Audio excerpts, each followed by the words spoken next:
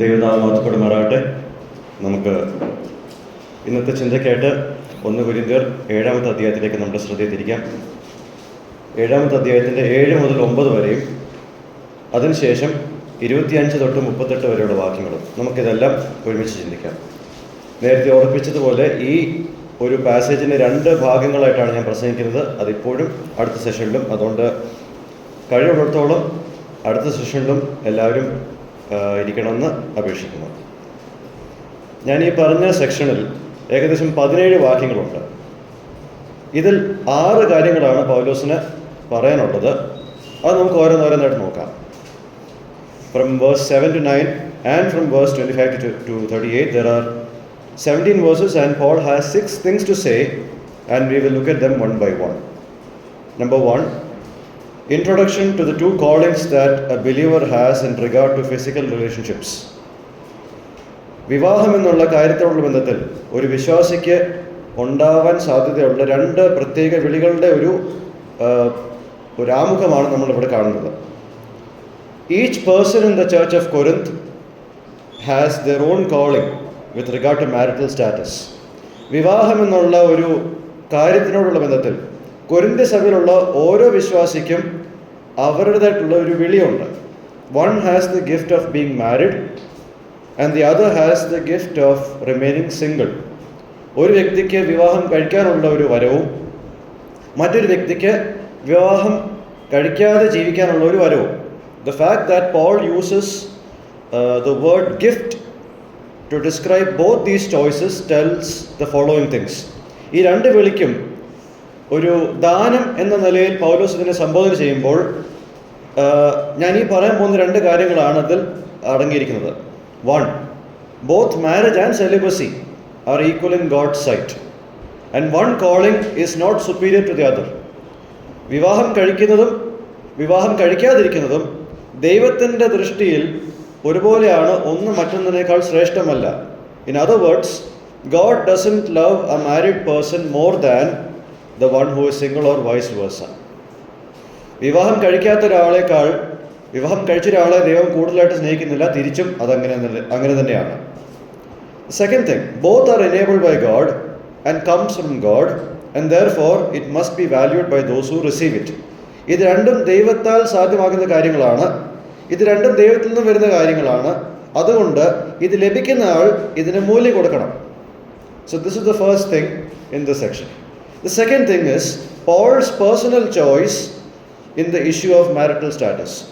വിവാഹം എന്നുള്ള വിഷയത്തോടുള്ള ബന്ധത്തിൽ പൗലോസിന്റെ വ്യക്തിപരമായിട്ടുള്ള തിരഞ്ഞെടുപ്പ് എന്താണ്? In verse 7 and 8, let's read verse 7 and 8 for the start.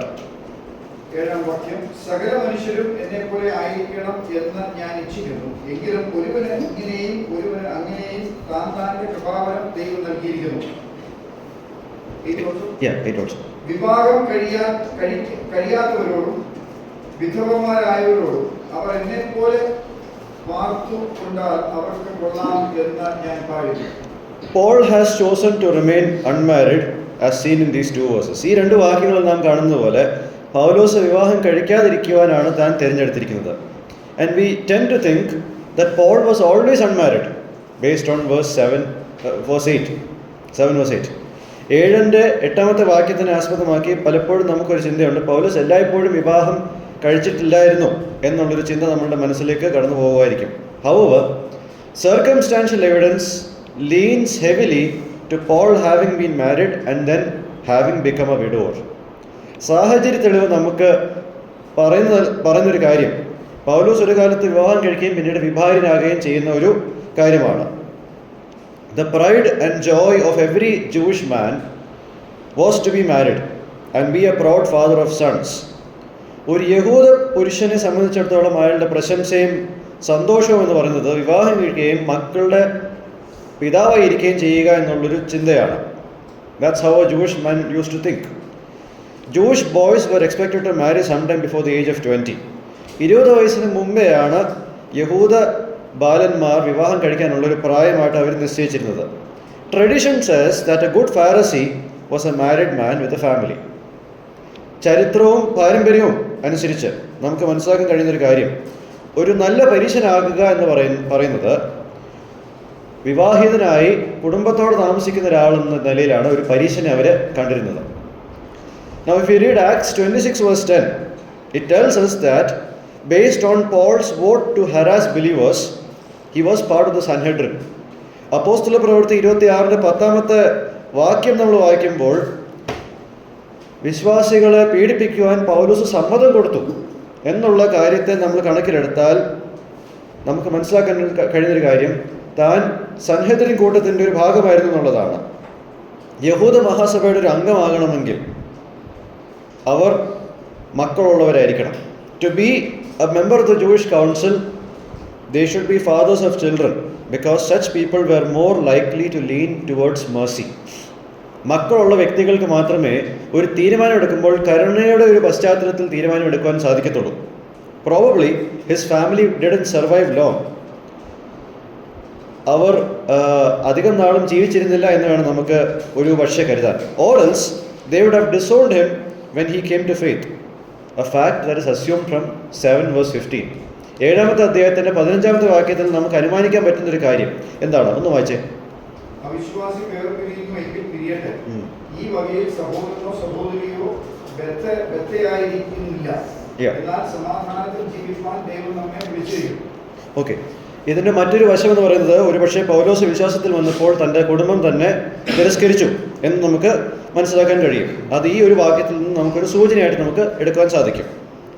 Third thing, Paul's suggestion for the unmarried and for the widows. വിവാഹം കഴിക്കാത്ത ആൾക്കാർക്കും വിധവമാർക്കും ഉള്ള പൗലോസിന്റെ നിർദ്ദേശം.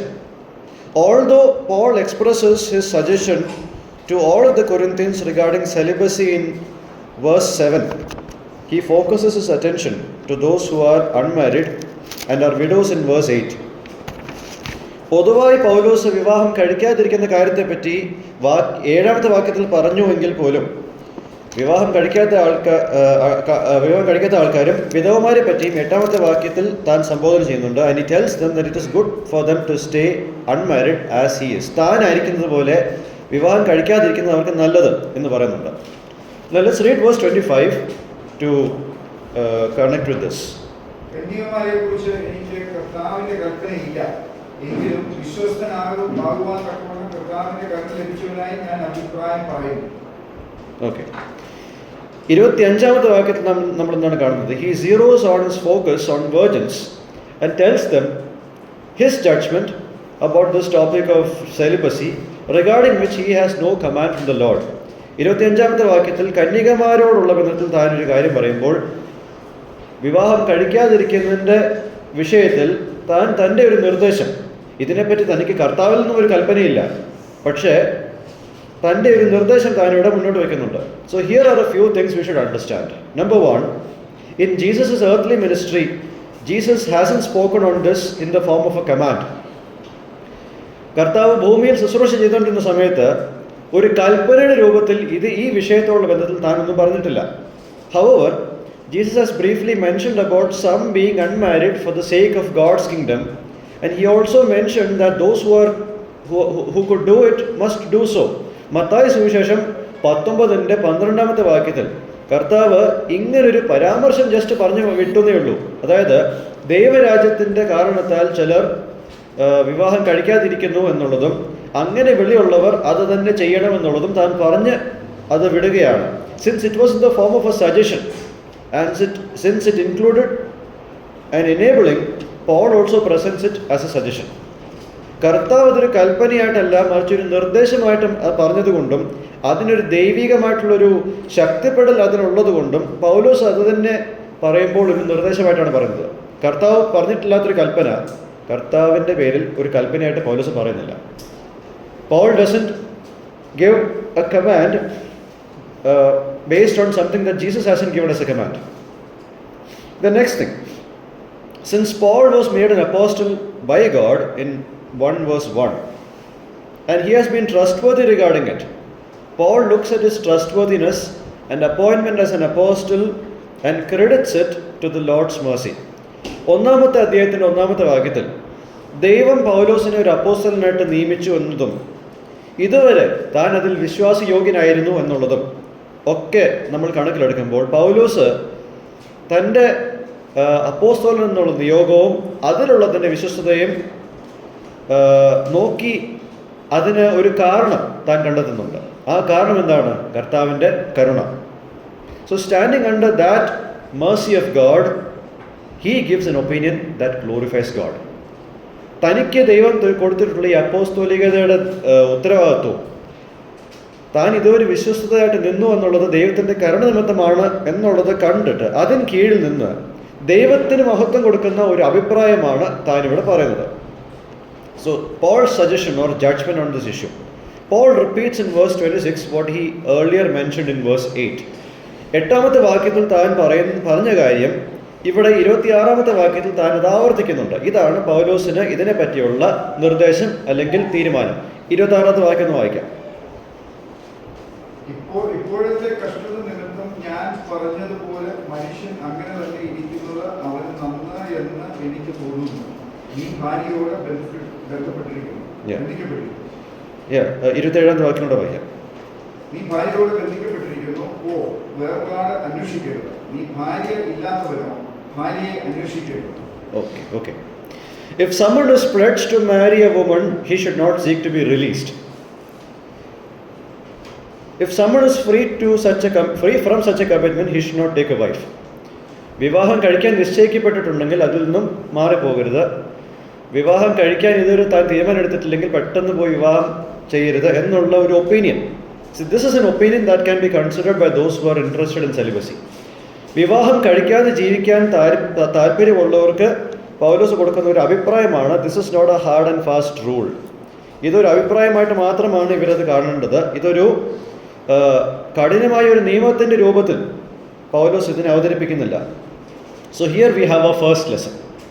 The Bible contains things that are prescriptive and descriptive in nature. Bible എന്നുള്ള ഒരു പുസ്തകത്തിൽ നമ്മൾക്ക് കൽപ്പനയുടെ രൂപത്തിൽ പല കാര്യങ്ങളും അതുപോലെ തന്നെ പല കാര്യങ്ങളും സംഭവിച്ചത് അതുപോലെ തന്നെ എഴുതി വെച്ചിട്ടുണ്ട്. കൽപ്പനയായിട്ട് ചില കാര്യങ്ങളുണ്ട്, സംഭവിച്ച കാര്യങ്ങളുമുണ്ട്. Okay, when we wish to say a judgment on something that the word of God doesn't directly address or on something that the Bible doesn't present as a command, we must stand under the Lord's guidance and be trustworthy to the scriptures and the principles that are revealed. ദൈവവചനം നേരിട്ട് പറഞ്ഞിട്ടില്ലാത്ത ഒരു വിഷയത്തെ പറ്റിയോ അല്ലെങ്കിൽ Bible ദൈവവചനം ഒരു കൽപ്പനയുടെ രൂപത്തിൽ അവതരിപ്പിച്ചിട്ടുള്ള കാര്യത്തെ പറ്റിയോ നമ്മളൊരു അഭിപ്രായം പറയുമ്പോൾ നമ്മൾ എന്താണ് ചെയ്യേണ്ടത്? കർത്താവിൻ്റെ മാർഗനിർദ്ദേശത്തിന് കീഴിൽ നിന്നുകൊണ്ട് നമുക്ക് വെളിപ്പെടുത്തി തന്നിരിക്കുന്ന തിരുവെഴുത്തും അതിൻ്റെ സിദ്ധാന്തങ്ങൾക്കും കീഴടങ്ങി അതിനോട് വിശ്വസ്തത പുലർത്തി നമ്മളൊരു തീരുമാനം, ഒരു അഭിപ്രായം നമ്മൾ പറയണം. Don't go beyond the authority that God bestowed by making a command about something that is not clearly mentioned as a command. ഒരു കൽപ്പനയായിട്ട് പറയാതിരിക്കുന്നിടത്തോളം കാലം, ഒരു കൽപ്പനയാക്കി ദൈവം തന്നിരിക്കുന്ന അധികാരത്തിൻ്റെ പരിധിക്ക് അപ്പുറം പോകരുത്. Descriptive and prescriptive passages should be seen as it is. കൽപ്പനകളെ കൽപ്പനകളായിട്ടും സംഭവങ്ങളായിട്ടും കാണുവാനുള്ള ഒരു വിവേചനം അല്ലെങ്കിൽ ഒരു വിവേകം നമുക്കുണ്ടാവണം. And the lesson number 2, let's suppose that we made such conclusions. നമ്മൾ ഒരു ഭാഗത്തെ അല്ലെങ്കിൽ ഒരു വിഷയത്തെ പറ്റി ഒരു തീരുമാനത്തിലേക്ക് വന്നു എന്നുള്ളത് നമുക്ക് ഒന്ന് ചിന്തിക്കാം. അങ്ങനെ ഒരു തീരുമാനം അല്ലെങ്കിൽ ഒരു അഭിപ്രായം നമുക്കുണ്ട് എന്ന് പറയാം. Okay, in such cases we must have the humility to avoid imposing our conviction on such non-essential matters to others. നമുക്കുണ്ടായ ഈ ബോധ്യം, തിരുവചനം ഒരു കൽപ്പനയായിട്ട് അവതരിപ്പിക്കാത്ത കാര്യത്തിൽ നമുക്കുണ്ടാവുന്ന ചില ബോധ്യങ്ങൾ അത് മറ്റുള്ളവരുടെ മേൽ അടിച്ചേൽപ്പിക്കാതിരിക്കാനുള്ള ഒരു വിനയം നമുക്കുണ്ടാവണം, ഒരു താഴ്മ നമുക്കുണ്ടാവണം. We can give reasons for why we choose what we choose and then leave it to others to decide whether to take it or not. ദൈവവചനം ഒരു കൽപ്പനയായിട്ട് തന്നിട്ടില്ലാത്ത കാര്യങ്ങളെപ്പറ്റി നമ്മൾ ചില അഭിപ്രായങ്ങൾ എടുക്കുമ്പോൾ മറ്റുള്ളവരോട് നമ്മൾ എന്തുകൊണ്ട് ഇത് ചെയ്യുന്നു എന്നുള്ളതിൻ്റെ കാരണങ്ങൾ നമുക്ക് പറയാം. അത് വേണമോ വേണ്ടായോ എന്നുള്ളതിൻ്റെ തീരുമാനം അവർക്ക് വിട്ടുകൊടുക്കണം. അല്ലാതെ എൻ്റെ ഇഷ്ടങ്ങൾ, എൻ്റെ ചിന്തകൾ മറ്റുള്ളവരുടെ മേൽ അടിച്ചേൽപ്പിക്കാനുള്ള ഒരു അധികാരവും എനിക്ക് ഒരു പ്രാസംഗികൻ എന്ന നിലയ്ക്ക് ഇല്ല. The fourth thing from this passage, reasons that Paul lays out for them to consider celibacy. വിവാഹം കഴിക്കാതിരിക്കാനുള്ള ഒരു വിഷയത്തോടുള്ള വിധത്തിൽ പൗലോസ് ചില കാരണങ്ങൾ ഇവരുടെ മുമ്പിൽ നിരത്തുന്നുണ്ട്. So number 1, let's read verse 26. Present distress, ആ വാക്യം തുടർന്ന് വായിച്ചേ. ഇപ്പോഴത്തെ കഷ്ടത നിമിത്തം ഞാൻ പറഞ്ഞതുപോലെ മനുഷ്യൻ അങ്ങനെ തന്നെ ഇരിക്കുന്നത് അവന് നന്നായി എന്ന് എനിക്ക് തോന്നുന്നു. യെസ്, ഇപ്പോഴത്തെ കഷ്ടത നിമിത്തം, the present crisis. This crisis may be connected to the worldwide famine that was prophesied by Agabus in Acts 11 verse 27 to 28. അപ്പോസ്തല പ്രവൃത്തി 11-ാമത്തെ അധ്യായത്തിന്റെ 27-28 വാക്യങ്ങളിൽ അഗബോസ് എന്ന പ്രവാചകൻ വഴി വന്ന ലോകമെമ്പാടും ഉണ്ടാകുന്ന ക്ഷാമത്തെ പറ്റിയുള്ള ഒരു സൂചനയായിരിക്കാം ഈ ഒരു കാര്യം. This occurred in AD 51 to 52. AD 51-52 കാലയളവിലാണ് ആ ക്ഷാമം നടന്നത്. ഈ ഒരു പുസ്തകം എഴുതുന്നതിന് കുറച്ച് വർഷങ്ങൾക്ക് മുമ്പ്, it was a few years before Paul writes this book. This famine cost severe food shortages in Greece. ഗ്രീസിൽ ഒരുപാട് ഭക്ഷണക്ഷാമം ഈ ഒരു അവസ്ഥ കൊണ്ടുണ്ടായി. Having been taught by others about Jesus' sermons, especially the Olivet Discourse, Paul knows that famines were one of the signs of the beginning of birth pains associated with the second coming of Jesus. Mathai സുവിശേഷം 24:7 കർത്താവ് olive മലയിൽ പറഞ്ഞ പ്രഭാഷണം അത് പലരും പഠിപ്പിച്ച് പൗലോസ് പഠിച്ചിട്ടുണ്ട്. ആ പഠിച്ച കാര്യങ്ങളിൽ പൗലോസിന് അറിയാമായിരുന്നൊരു കാര്യം, രണ്ടാമത്തെ വരവ്, കർത്താവിൻ്റെ രണ്ടാമത്തെ വരവുമായിട്ട് ബന്ധപ്പെട്ട ഈറ്റുനോവിനോടുള്ള ബന്ധത്തിൽ പറഞ്ഞിരിക്കുന്ന അടയാളങ്ങളിൽ ഒരു അടയാളം എന്താ? ക്ഷാമം, famines. So the bad state of pregnant women and nursing mothers that would follow would be in Paul's mind as he writes this. ഗർഭിണികൾ, അതുപോലെ മുലയൂട്ടുന്ന സ്ത്രീകൾക്ക് ഉണ്ടാവുന്ന ദുഷ്കരമായിട്ടുള്ള അവസ്ഥ, അതൊക്കെ പൗലോസ് ഇത് എഴുതുമ്പോൾ പൗലോസിന്റെ മനസ്സിൽ കൂടെ കടന്നു പോകുന്നുണ്ട് ആ ഒരു കാലയളവിൽ. So seeing all of those things in Matthew 24 happened to a certain extent, Paul and the others expected Christ to come in their lifetime. Mathai 24 പറഞ്ഞിരിക്കുന്ന എല്ലാ കാര്യങ്ങളും ഒരു പരിധി വരെ സംഭവിച്ചു തുടങ്ങിയതുകൊണ്ട് പൗലോസും മറ്റുള്ളവരും ചിന്തിച്ചുകൊണ്ടിരുന്നത് അവരുടെ ആയുഷ്കാലത്ത് തന്നെ കർത്താവ് മടങ്ങി വരും എന്നുള്ളതാണ്. Paul thought that singles would find it easier to live through the period of crisis and distress that is associated with the second coming of Christ than those who were married. കർത്താവിൻ്റെ രണ്ടാം വരവോട് ചേർന്ന് കിടക്കുന്ന ഒരുപാട് പ്രശ്നങ്ങളോടുള്ള ബന്ധത്തിൽ വിവാഹം കഴിച്ചവരെക്കാൾ കൂടുതൽ എളുപ്പത്തിൽ ജീവിക്കാൻ കഴിയുന്നത് വിവാഹം കഴിച്ചിട്ടില്ലാത്തവരാണെന്നുള്ളൊരു ചിന്തയാണ് പൗലോസിൻ്റെ മനസ്സിൽ കൂടെ കടന്നുപോയത്. That's the first reason for why he suggesting celibacy. Second reason, Paul suggests celibacy because those who marry will face many troubles in this life, triggered by the present crisis, and so Paul wants to spare his readers from that. 28-ാമത്തെ വാക്യത്തിൻ്റെ 2-ാമത്തെ ഭാഗം ഒന്ന് വായിച്ചു. ഇങ്ങനെയുള്ളവർക്ക് ജഡത്തിൽ കഷ്ടത ഉണ്ടാകും, അത് നിങ്ങൾക്ക് വരരുത് എന്ന് എൻ്റെ ആഗ്രഹം. കർത്താവിൻ്റെ രണ്ടാം വരവിനോട് ചേർന്ന്, അല്ലെങ്കിൽ ഈ ഒരു പ്രസന്റ് ക്രൈസിസ്, ഇപ്പോഴുള്ള കഷ്ടത കാരണമുണ്ടാവുന്ന പല പ്രശ്നങ്ങൾ വിവാഹം കഴിച്ചിട്ടുള്ളവർ ഫേസ് ചെയ്യുമെന്നുള്ളത് കൊണ്ട് അവരതിൽ നിന്ന് ഒഴിവാകാൻ വേണ്ടിയിട്ടാണ് പൗലോസ് ഇതെഴുതിയത്. That's a second reason. Third reason, Paul suggests celibacy because the time is short. Verse 31, 31-ാമത്തെ വാക്യം. ഓക്കെ, 29 തൊട്ട് 31-ാമത്തെ വാക്യം ഒന്ന് വായിച്ചു. എന്നാൽ സഹോദരന്മാരെ, ഇതൊന്ന് ഞാൻ പറയുന്നു, കാലം ചുരുങ്ങിയിരിക്കുന്നു. ഇനി ഭാര്യമാരുള്ളവർ ഇല്ലാത്തവരെ പോലെയും, കരയുന്നവർ കരയാത്തവരെ പോലെയും, സന്തോഷിക്കുന്നവർ സന്തോഷിക്കാത്തവരെ പോലെയും, വിലയ്ക്ക് വാങ്ങുന്നവർ കൈവശമാക്കാത്തവരെ പോലെയും, ലോകത്തെ അനുഭവിക്കുന്നവർ അതിനെ അനുഭവിക്കാത്തവരെ പോലെയും ആയിരിക്കണം. ഈ ലോകത്തിന്റെ രൂപം ഒഴിഞ്ഞു പോകുന്നുവല്ലോ. Paul lays out the life application on the basis of this point in verse 29 to 31. കാലം സമീപിച്ചിരിക്കുന്നു, അല്ലെങ്കിൽ കാലം കഴിയാറായി. ഈ വാക്യങ്ങളുടെ അർത്ഥം എന്താണെന്ന് ചോദിച്ചാൽ, ലോകം ഈ രൂപത്തിലിരിക്കുന്ന ഈ ലോകം ഒഴിഞ്ഞു പോകും. The world in its present form will pass away. The believer should have the attitude of not being obsessed with spouses, emotions and possessions. എല്ലാം ഒഴിഞ്ഞു പോകുന്നു എന്നുള്ളത് കൊണ്ട് ജീവിത പങ്കാളിയോടോ വികാരങ്ങളോടോ ധനസമ്പത്തിനോടോ ഒന്നും ഒരു അമിതമായിട്ടുള്ള ഒരു സ്നേഹമോ അടുപ്പമോ ഉണ്ടാകരുതെന്നുള്ള ഒരു ചിന്തയാണ് പൗലോസ് ഇവിടെ പറയുന്നത്. These are given by God to be used for a time in this world, after which it will go away. കുറച്ച് നാളത്തേക്ക് ദൈവം ഇതൊക്കെ നമുക്ക് നൽകുന്നു, അതിനുശേഷം ഇതൊക്കെ കടന്നു പോകുമെന്നുള്ളൊരു പറച്ചിലാണ് ഇവിടെ, അല്ലെങ്കിൽ ഒരു സ്റ്റേറ്റ്മെൻ്റ് ആണ് ഇവിടെ പൗലോസ് പറയുന്നത്. And the fourth thing, Paul suggests celibacy because he would like them to be free of concern. Now verse 32, 32ാമത്തെ വാക്യം. നിങ്ങൾ ചിന്താകുലമില്ലാത്തവരായിരിക്കണം എന്ന് ഞാൻ ഇച്ഛിക്കുന്നു. വിവാഹം ചെയ്തവർ കർത്താവിനെ എങ്ങനെ പ്രസാദിപ്പിക്കും എന്ന് വെച്ച് കർത്താവിനുള്ളത് ചിന്തിക്കുന്നു. Yeah. An unmarried man is concerned about the Lord's affairs. But look at verse 33.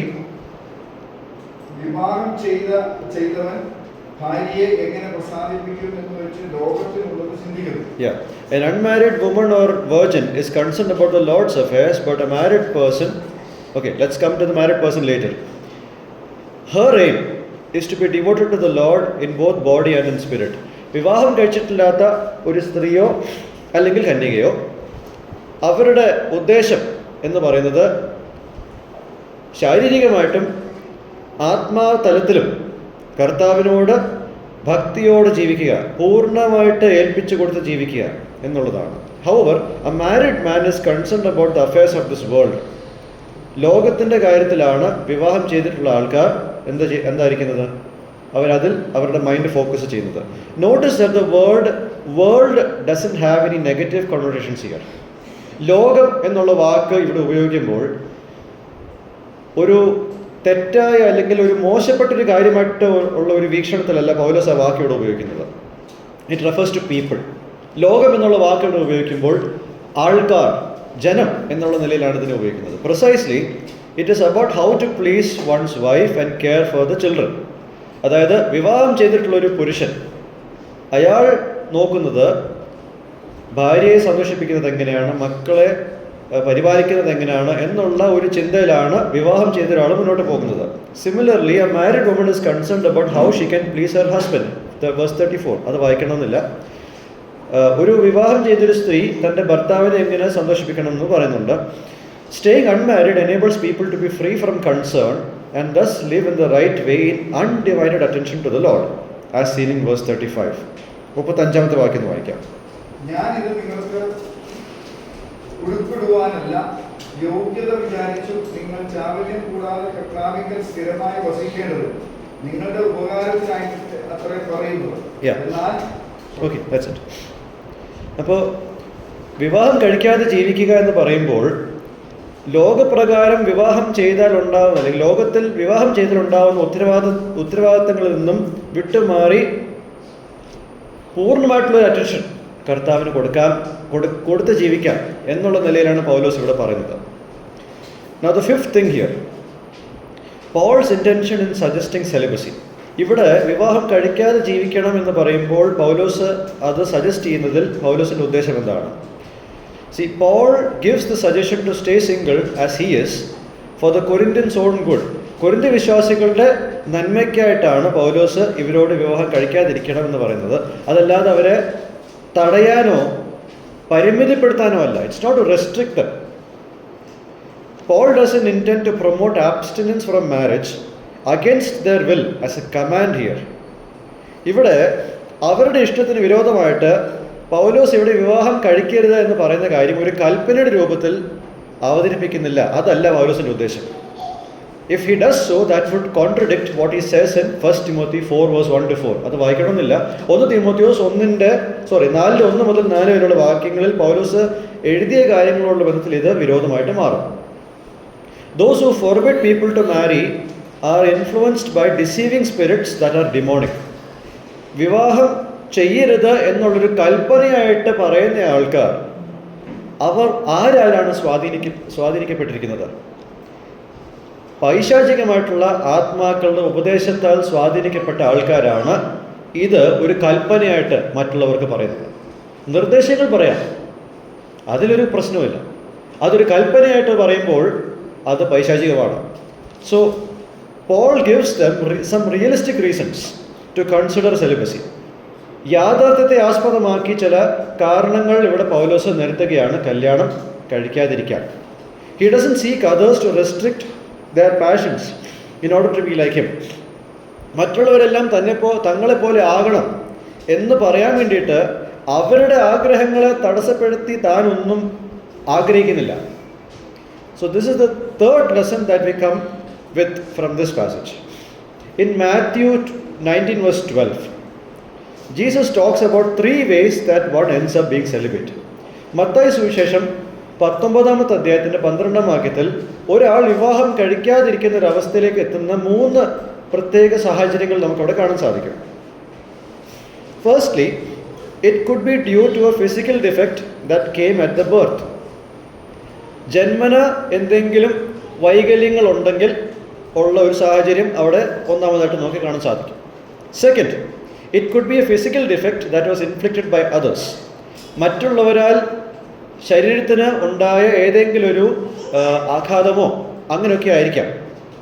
അതാണ് രണ്ടാമത്തെ കാര്യം. See, in the biblical times, some royal officials were castrated so that they wouldn't assault any lady members of the royal family. ബൈബിളിലെ കാലയളവിൽ രാജകുടുംബത്തിലെ സ്ത്രീകളെ ഭൃത്യന്മാർ ആക്രമിക്കാതിരിക്കുവാൻ, ലൈംഗികമായിട്ട് ആക്രമിക്കാതിരിക്കുവാൻ അവരെ ഷണ്ഡന്മാരാക്കുന്ന ഒരു കാര്യമുണ്ട്. അതാണ് ഇവിടെ പറഞ്ഞിരിക്കുന്നത്. So today it could be a physical defect that affects their chances of a marriage that comes from an accident. ഒരു അപകടത്തിൽ വിവാഹം ചെയ്യുവാൻ തടസ്സമായിരിക്കുന്ന എന്തെങ്കിലും കാരണം ഒരു വ്യക്തിക്ക് സംഭവിക്കുക എന്നുള്ളത് ആണ് ഇന്ന് നമുക്ക് മനസ്സിലാക്കാൻ കഴിയുന്ന ഒരു കറന്റ് ആയിട്ടുള്ളൊരു കാര്യം. So in these 2 cases it is advisable for them not to get married because they cannot fulfill their marital responsibilities. ഞാൻ ഈ പറഞ്ഞ ആദ്യത്തെ 2 കേസുകളിൽ ഇന്നത്തെ കാലയളവിൽ വിവാഹം കഴിക്കരുതെന്ന് പറയാൻ ഉള്ള ഒരു കാരണം അവർക്ക് ഒരു വിവാഹത്തിൽ ഉണ്ടാവുന്ന എല്ലാ ഉത്തരവാദിത്തങ്ങളും അവർക്ക് നിറവേറ്റുവാൻ കഴിയത്തില്ല എന്നുള്ളത് കൊണ്ടാണ്. This advice also extends to some who are mentally unstable as well. മാനസികമായിട്ടുള്ള പ്രശ്നങ്ങൾക്കും ഈ ഒരു കാര്യം ബാധകമാണ്. We know of some families who hid their children's information regarding health issues that are not suitable for an effective married life. ചില വ്യക്തികളെ പറ്റി നമുക്കറിയാം, അവർ അവരുടെ മക്കളുടെ ആരോഗ്യപരമായിട്ടുള്ള പ്രശ്നങ്ങളെ, പ്രത്യേകിച്ച് വിവാഹത്തിന് തടസ്സമായിട്ട് നിൽക്കുന്ന, ഒരു സുഗമമായിട്ടുള്ള വിവാഹത്തിന് തടസ്സമായിട്ട് നിൽക്കുന്ന ആരോഗ്യ പ്രശ്നങ്ങൾ, ശാരീരികമോ മാനസികവുമായിട്ടുള്ള ഈ പ്രശ്നങ്ങൾ മനഃപൂർവ്വം മറച്ചു വെച്ച ചില കുടുംബങ്ങളെ നമുക്കറിയാം. We know those who deliberately hid their children's mental issues from others who sought an alliance. മറ്റ് വിവാഹാലോചനകൾ വന്നപ്പോൾ മനഃപൂർവ്വമായിട്ട് മക്കളുടെ മാനസിക പ്രശ്നം മറച്ചു വെച്ച് അതിനെ സമീപിച്ച അനേകം മാതാപിതാക്കളെ നമുക്കറിയാം. This results in abusive marriages, divorce, spousal abuse, mental depression. ഇതെന്തിലേക്കാണ് ചെന്ന് കലാശിക്കുന്നത്? സന്തോഷമില്ലാത്ത വിവാഹ ബന്ധങ്ങൾ, അക്രമവും അടിയും ഒക്കെയുള്ള വിവാഹ ബന്ധങ്ങൾ, വിവാഹമോചനം, ഭാര്യ ഭർത്താവിനെയും ഭർത്താവ് ഭാര്യയെയും പീഡിപ്പിക്കുന്നത്, മാനസികമായിട്ടുള്ള വിഷാദം എന്നീ കാര്യങ്ങളിലാണ് കലാശിക്കുന്നത്. And all of these things could have been avoided if parents of children who had such physical and mental issues didn't insist on their children's marriage to happen. ഈ വൈകല്യങ്ങൾ, അതായത് ശാരീരികവും മാനസികവുമായിട്ടുള്ള വൈകല്യങ്ങൾ ഉള്ള മക്കളുടെ മാതാപിതാക്കൾ ഇവരുടെ മക്കളുടെ കല്യാണം നടക്കണമെന്നുള്ള വാശി ചെയ്തില്ലായിരുന്നുവെങ്കിൽ ഇതൊന്നും സംഭവിക്കത്തില്ലായിരുന്നു. Let us not deliberately create situations of divorces and unhappy marriages. മനഃപൂർവ്വമായിട്ട് വിവാഹമോചനങ്ങളും ഇല്ലാത്ത കുടുംബജീവിതവും മനഃപൂർവ്വം ഉണ്ടാക്കാതിരിക്കുവാൻ നമുക്ക് ഇടയാവണം. My 4th lesson coming from here. The third option, Matthew 19 verse 12, is done voluntarily. ബാക്കി 2 കാര്യങ്ങളും നമ്മളുടെ ഇഷ്ടപ്രകാരമുള്ളതല്ല, അത് സംഭവിച്ചു പോയതാണ്. പക്ഷേ ഇത് മനഃപൂർവ്വമായിട്ട് നമുക്ക് തിരഞ്ഞെടുക്കാൻ പറ്റുന്നൊരു കാര്യമാണ്. അതായത് to choose to live like eunuchs for the sake of the kingdom of God. ദൈവത്തിൻ്റെ രാജ്യത്തിന് വേണ്ടിയിട്ട് വിവാഹമില്ലാതെ ജീവിക്കുന്ന ഒരു തിരഞ്ഞെടുപ്പ്. No one can force others to live a life of celibacy. ഒരു വ്യക്തിയെ മറ്റ് വ്യക്തികൾ വിവാഹം കഴിക്കാതെ ജീവിക്കണമെന്നുള്ളത് നിർബന്ധിച്ച് അടിച്ചേൽപ്പിക്കാൻ പറ്റുന്നൊരു കാര്യമല്ല. This is a special enablement that comes from God. ദൈവത്തിൽ നിന്നും വരുന്ന ഒരു പ്രത്യേക വിളിയാണിത്. There are some to whom God will give this special enablement. ചില വ്യക്തികൾക്ക് ദൈവം ഇപ്രകാരമുള്ള വിളികളെ കൊടുക്കും. If any of you are seriously considering celibacy, Paul has presented enough reasons in this passage to consider it. ഈ ഇരിക്കുന്ന കൂട്ടത്തിൽ ആരെങ്കിലും വിവാഹം കഴിക്കാതിരിക്കണമെന്നുള്ള ഒരു ചിന്തയിലാണെങ്കിൽ അതിനുള്ള കാരണങ്ങൾ ഈ പാസേജിൽ നിന്ന് പൗലോസ് പറഞ്ഞിട്ടുണ്ട്.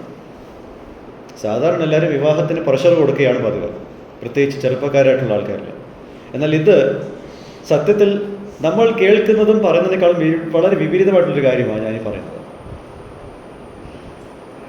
Look for God's will and guidance on this matter and rely on the strength He provides to stay single for the Lord. ദൈവം ഈ കാര്യത്തിൽ നിങ്ങൾക്ക് തരുന്ന മാർഗനിർദ്ദേശം അന്വേഷിക്കണം. ദൈവത്തിനായിട്ട് വിവാഹം കഴിക്കാതെ ജീവിക്കാനുള്ള ആ ഒരു കാര്യത്തിൽ ദൈവം നൽകുന്ന ശക്തിയെ അന്വേഷിക്കണം. Now Paul has quite a few more points to share in this matter, and we will look at this passage in the next session on what he has to say. ഇതിനെപ്പറ്റി ചില കാര്യങ്ങൾ പിന്നെയും പൗലോസിന് പറയാനുണ്ട്. അത് അടുത്ത സെഷനിൽ നമുക്ക് കുറച്ചുകൂടെ ശ്രദ്ധിക്കാം. ദൈവം നമ്മളെ സഹായിക്കട്ടെ. ദൈവനാമം മഹത്വപ്പെടുവാനാകട്ടെ.